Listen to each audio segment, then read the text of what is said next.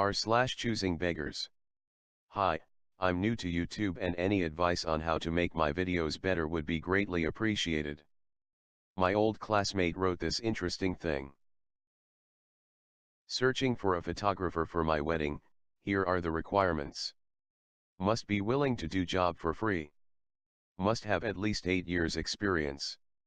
Must be at wedding all the time, no breaks. Bring your own food and drinks. Your prices should be lower because my lash lady charged the same. Hey hon, how much do you charge for classic lash extensions? $60 for a full set and $30 for fills every 2 to 3 weeks. Oh hell. Can you do $40? That's what my old tech charged. No ma'am, sorry.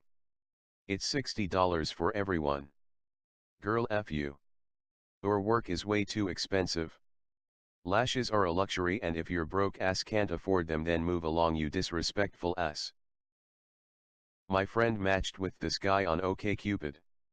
What I'm actually looking for: daily showers, daily teeth brushing, less than 3 intimate relations, no tattoos, no nose rings, no neck chokers, no short hair, no neon colored hair, no fatties, no smokers, no drug geese, no missing teeth, no roasties, no cougars, no divorcees, no long distance relationships, no healthcare workers, no physiotherapists, no single mums, no golddigefts, no heavy makeup mini, no plastic surgery, no LGBT, no degenerates, never sent nudes by phone or net, no STDs, no BDSM, no polygamy/open relationships, no one-night stands/random sex, no pole dancers/sugar babies, no call girls/escorts, no scrubs, no yoga, no mediation, no social media addicts, no Canadians, no travel hawks, no vegans, no Harry Potter, no communists, no male friends, no Disney.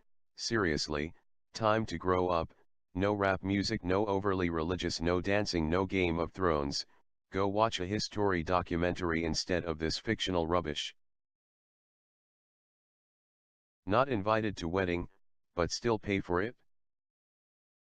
As we all know, the only time people from high school we never talk to anymore ever message us on Facebook is if A, they are part of an MLM and they want you to join them, or B, they want something absolutely ridiculous. Girl from high school messages people in old group we all hung out with. Super sweet, hi, how are you, OMG I miss you, are you in town, let's hang out messages. Turned out she wanted money for her wedding that we weren't even really invited to. Daddy dearest was willing to pay $10,000 for the wedding but no more. The dream wedding she wants will be $25,000. She then decides to ask for her dear, old friends she fondly remembers so well to pay for the wedding. On her radar in particular is a friend who is now working as a nurse, who clearly makes enough money to help pay. When refusals are given, she magically drops off the face of the planet. Trying to sell my old car has been painful. $60. Are you serious? $60 for a car? Give me my part of inheritance. So my grandfather passed away few years ago and grandmother was left with the house and 3 hectares of land to her name. Few months later my grandmother's half-brother, whose wife was also dead, sold his apartment in the city and moved with my grandmother to help her out, as they were very close since I can remember. Our families used to be very close and my grandma's brother was super nice and cool guy. It's just that I never had much contact with his grandchildren as they were living in the other side of the country. Last year my grandmother has also passed and me and 2 brothers were each left with 1 hectare of land to our names and the house was left for me.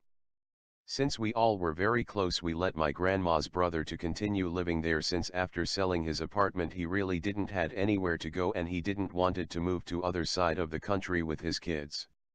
Not to mention, the house itself had almost no value and there were other houses in the village that were standing on the market for years with no interest. So comes this spring and my grandma's brother also passes away, and it's during the funeral where absurd begins. I was smoking outside the church when his grandson comes and immediately goes down to business. Conversation went as something as follows. Him: so what about inheritance? Me: what do you mean? Him: my grandpa's part. Me: didn't he buy you a car and gave money for down payment of your apartment? Him, yeah, but he sold his apartment and gave me money, it wasn't inheritance.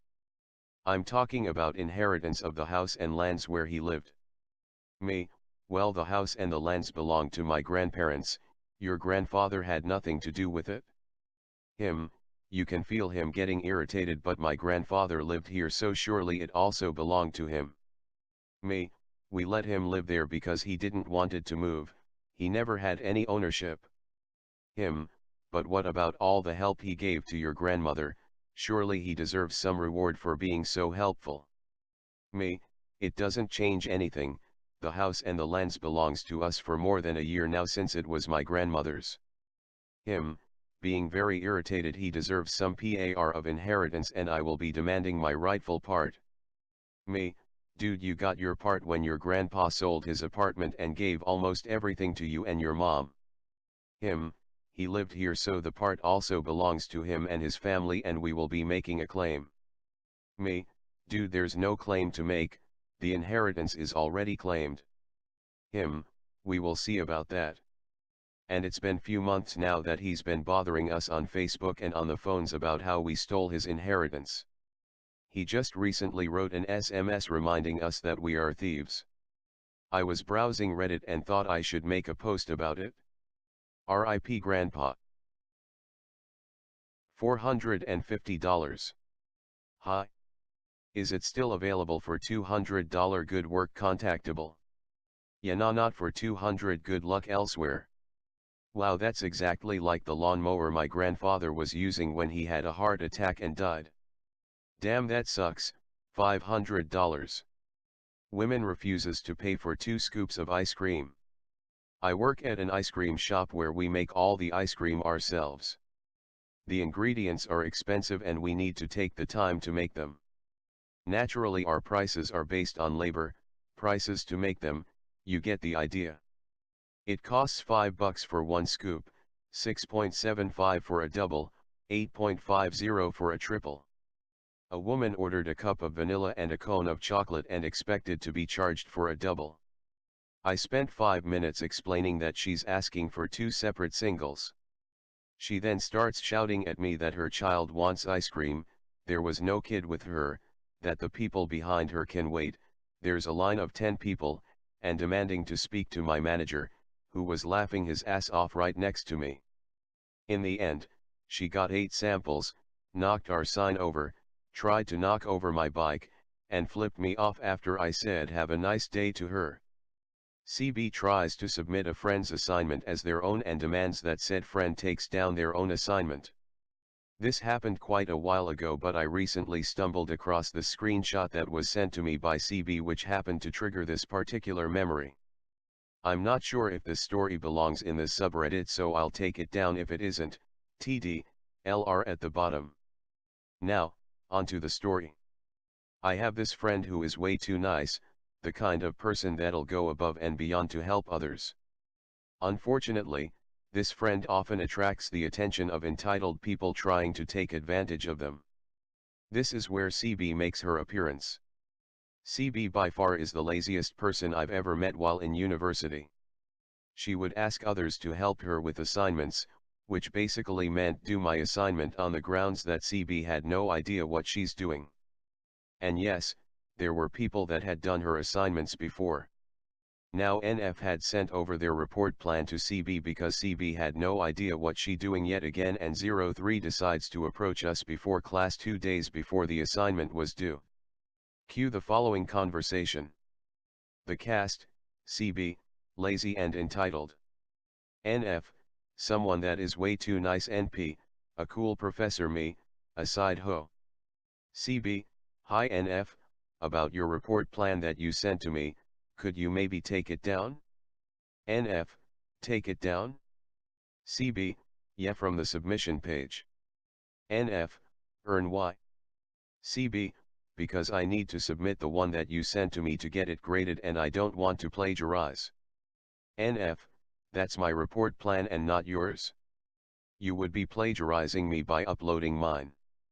CB, but I thought you sent it to me, so it's mine to upload. Since NF sent over their report to CB, CB thought that the report plan was now hers. I don't know how CB thought that was how things work at university, but she's got balls to claim she was going to plagiarize word for word. I'll give her that. Me, not how it works. CB, you've got to write your own report plan and submit it.